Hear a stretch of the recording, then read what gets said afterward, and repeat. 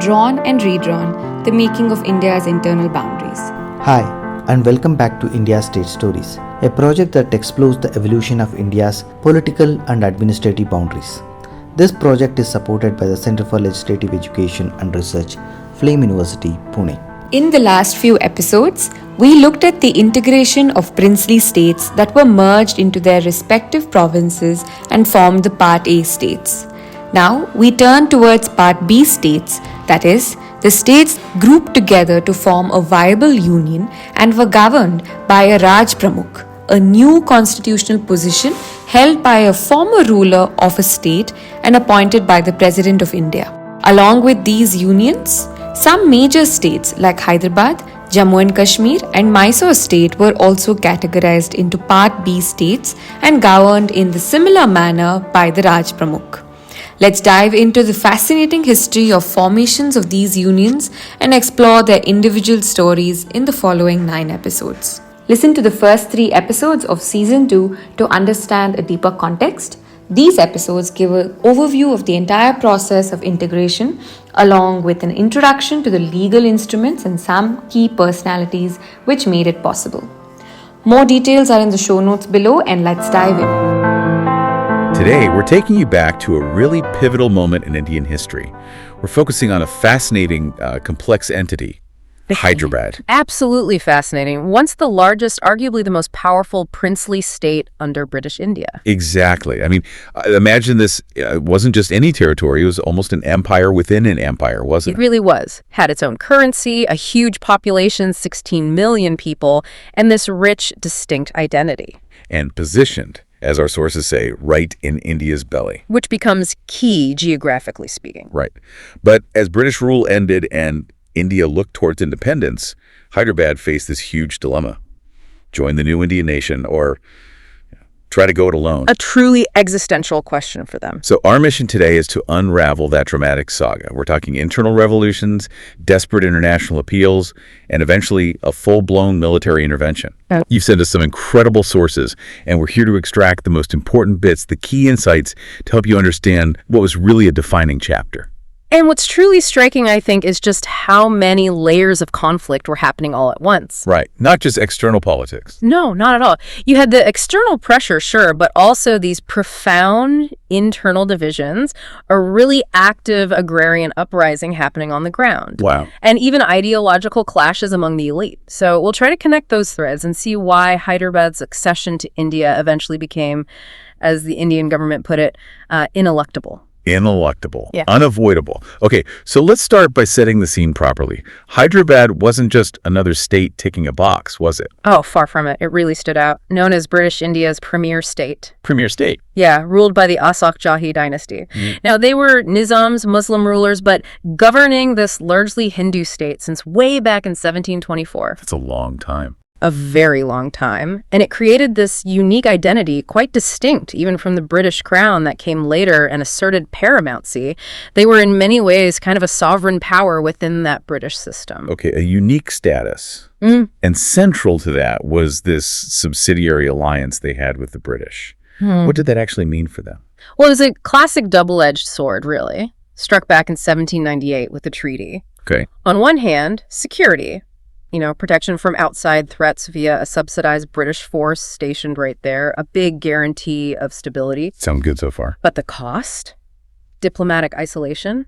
Big time. The Nizam's freedom to choose allies, to conduct foreign policy, even just talk to other states directly, severely limited. Oh, so that constraint becomes really important later when they're thinking about independence. Exactly. It fostered this sense of maybe protected isolation, but fundamentally crippled its ability to act like a truly independent nation later on. Right. And this whole setup, it raises the question you touched on.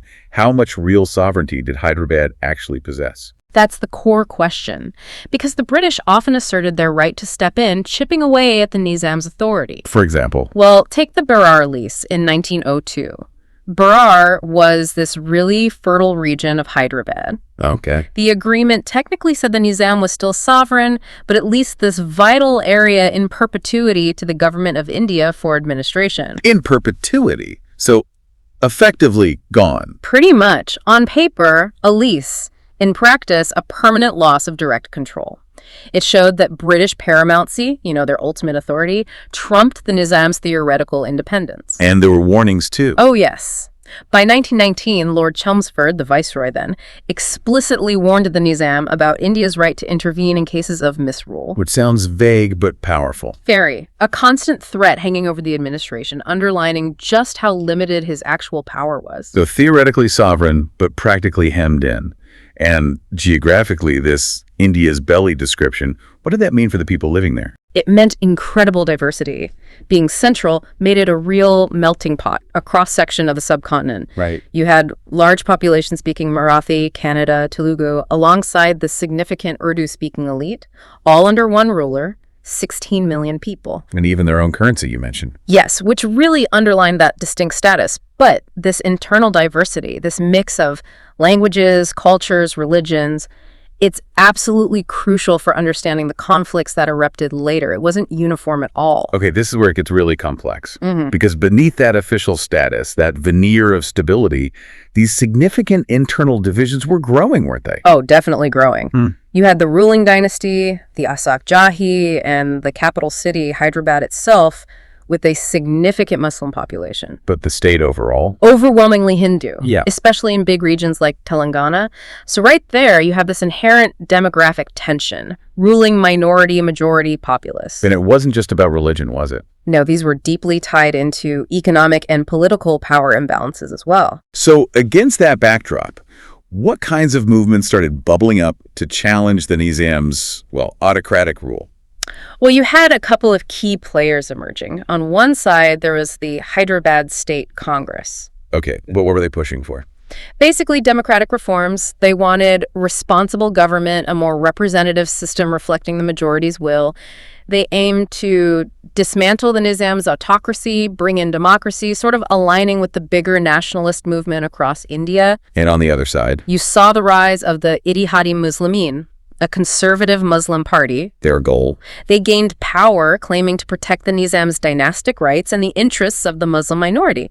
They feared democracy would dilute their influence and, crucially, threaten Hyderabad's independent status. So two completely different visions for the future. Diametrically opposed, really. Absolutely, pulling in opposite directions. And connecting this wider picture, this internal pressure, it wasn't just contained within political parties, was it? It actually exploded into something much bigger on the ground. Yes, a massive agrarian upheaval. This is where the communist movement in Telangana comes in, and it's a really different beast altogether. Tell us about that. This seems like a major, maybe overlooked factor. Hugely significant and often overshadowed. It really kicked off around July 1946, mainly in the eastern parts of Hyderabad state, largely independent of all the political games happening in the capital. Yeah. You had communist guerrilla squads launching this fierce struggle, and it wasn't just against the feudal landlords, the powerful zamindars and deshmukhs who held huge sway. Right, the local power structures. Exactly. But they were also directly fighting the Nizam's rule itself, which they called Nizam Shahi, almost a term of contempt for what they saw as this oppressive autocratic system. So this wasn't just about high-level politics. This was coming from the grassroots, driven by deep social and economic issues. Precisely. The communists weren't just talking political change, they were directly addressing the immense suffering of the poor peasants. What kind of suffering? Severe agrarian problems. Many had no basic medical care, no education. They were trapped in a system where class differences were brutal, forced labor was common. Grim. Very. So in the areas they managed to liberate, they started enacting these really quite impressive reforms that directly challenged that whole feudal order. What sort of reforms are we talking about? How did they actually manage that on the ground? Well, they were pretty radical for the time and surprisingly effective in those areas. They confiscated land and livestock from the big landlords and redistributed it. Wow. They slashed the exploitative rates peasants had to pay, ended forced labor practices, pushed up wages for farm workers. So direct economic action. Yes, but also social reforms. Promoting inoculation against diseases a huge deal in rural areas then, and actively discouraging untouchability.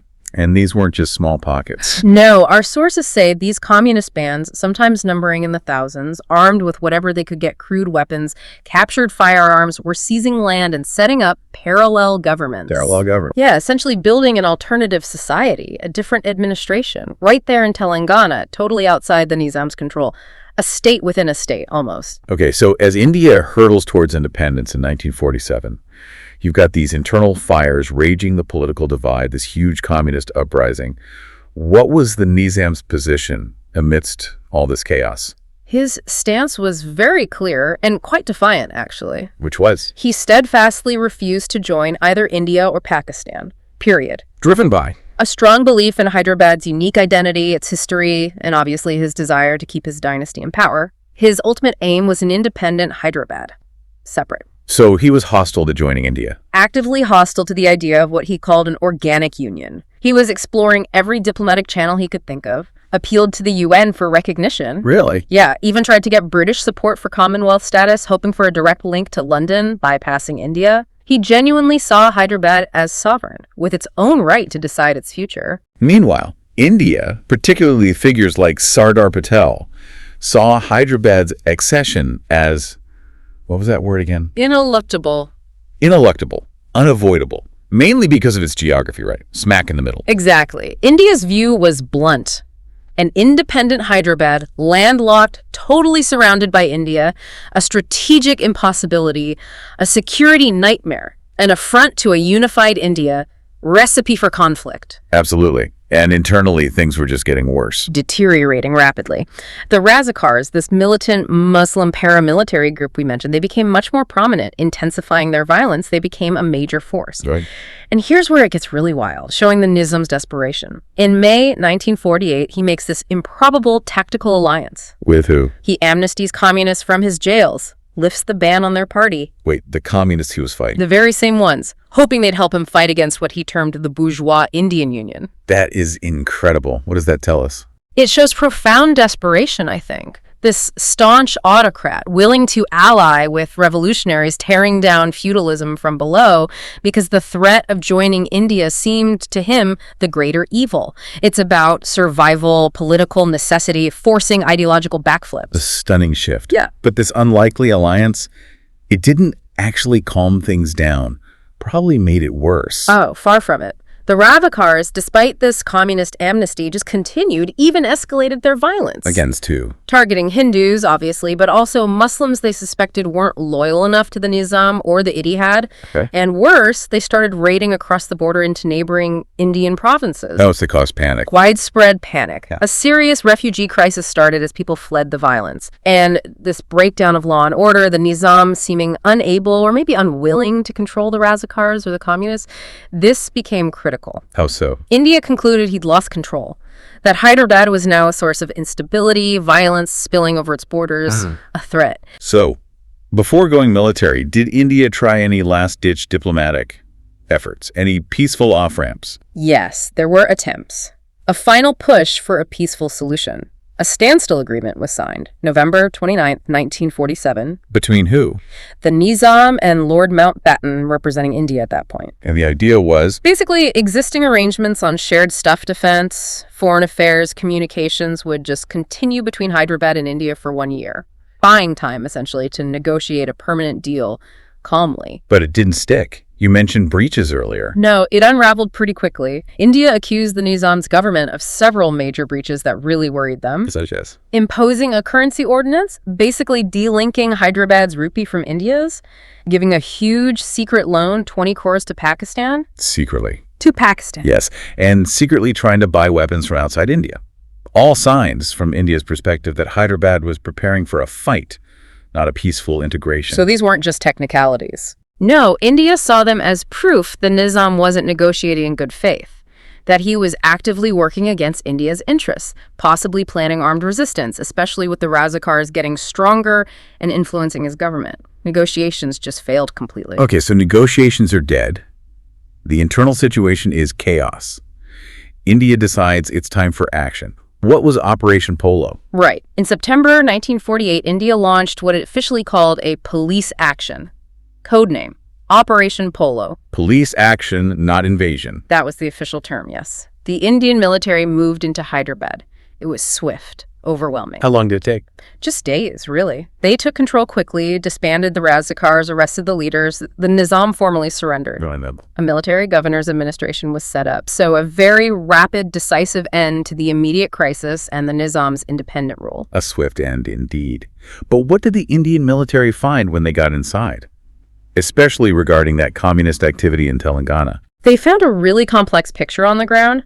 On one hand, yes, the communists had caused significant damage to government infrastructure through their uprising, but they'd also, paradoxically maybe, implemented those impressive reforms we talked about earlier, land redistribution, social changes. So the Indian military saw both sides. Their own reports noted both the destruction and the positive impact of the communist reforms.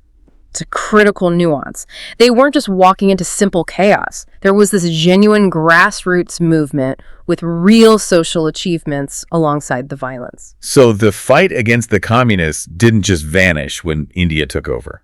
Not at all. The Indian government basically inherited a full-blown communist insurgency. And dealing with that? It took, according to the sources, 3 years of ceaseless effort to finally suppress it. They even had to bring in armed police from other provinces. But it wasn't just suppression. No. Crucially, alongside the military action, the Indian government adopted what they called a positive policy, meaning reforms. Most notably, abolishing the Jagirdari system, that feudal land tenure system, which was particularly harsh in Hyderabad. Addressing the root causes. Exactly. They also set up an agrarian committee to look into land distribution, peasant welfare. It shows India recognized the genuine grievances fueling the communists and tried to tackle them through reform, not just force. Okay, so looking at the immediate aftermath of Operation Polo for the people of Hyderabad, our sources mentioned a much darker side to this takeover. Yes, it's absolutely vital we acknowledge this. Reports emerged of widespread, horrific violence right after the Indian military action in September 48. What kind of scale are we talking? Our sources cite estimates suggesting maybe up to 150,000 Muslims may have perished. 150,000. That's the figure mentioned in events described as pogroms. And crucially, these weren't just random mobs. Reports suggested Indian troops were sometimes implicated, or at the very least stood by, failing to protect Muslim civilians during these terrible events. That's incredibly sobering. A stark reminder of the human cost. Absolutely. The brutal reality that often comes with these kinds of state transitions and nation building, especially when deep communal fault lines exist. A complex and tragic element. But eventually the Nizam himself, he did cooperate with the new reality. How was Hyderabad formally brought into India? Yes, despite all his earlier resistance, he did cooperate. On November 23, 1949, he issued a firman, a royal proclamation. What did it say? It formally accepted the new Constitution of India, framed by the Constituent Assembly, as being the Constitution for Hyderabad as well. Which was unusual for a princely state. Quite unique, yes. A very significant symbolic step, marking that shift to a constitutional relationship within the Indian Union. Though it was noted this acceptance was subject to ratification by the people, however that might have worked practically. And the Nizam himself, after fighting so hard for independence, what actually happened to him? Remarkably, he was treated pretty well, all things considered. How so? He was guaranteed a privy purse, basically an annual payment of 50 lakhs rupees, in Hyderabad currency, importantly, which was significantly higher than most other rulers got. A sign of special status. Perhaps recognition of Hyderabad's former standing, yes. He also kept his extensive private properties and other personal privileges. And his position. Even more surprisingly, he was actually kept on as the head of state, the Raj Pramukh. Really? After everything? Yes, although obviously his powers were now purely constitutional, ceremonial under Indian supervision, but it was a clear move to smooth the transition, integrate the former ruler, perhaps lend legitimacy. Interesting. And connecting this back to the bigger picture, those communist reforms, did they influence India's approach? It seems so. The Indian government, having seen firsthand the impact of the communist social and economic programs and understanding the deep grievances they tapped into, they also started their own development efforts aimed at the peasantry. The larger goal for many Indian leaders was abolishing those old feudal conditions. They believed only dismantling the Nizam's autocratic regime could truly do that. So integration wasn't just political, it was also about tackling those fundamental inequalities, paving the way for self-rule and social justice. That was certainly part of the vision, yes. Addressing the conditions that allowed such inequality and autocratic rule to persist. Wow. What a truly intricate, multi-layered deep dive that was. We've really journeyed through Hyderabad's history, premier state status, the web of internal, external conflicts, revolution, diplomacy, military action. And the often brutal realities of how nations get built or integrated, power, ambition, social justice, it's all in there. It really is. And it does raise, I think, an important question for you, our listener, to maybe mull over. When you think about these competing claims, state sovereignty versus regional autonomy versus social justice and human rights, what responsibilities do nations actually have to intervene or not intervene in what's happening next door, especially when stability or human rights seem at stake? How do you balance that against the principle of non-interference? It's a tough one, with no easy answers. That is a powerful thought to chew on long after this deep dive finishes. A really important question. Thank you for joining us on this exploration of Hyderabad's pivotal moment. Thank you. Until next time, keep exploring, keep questioning, and keep learning.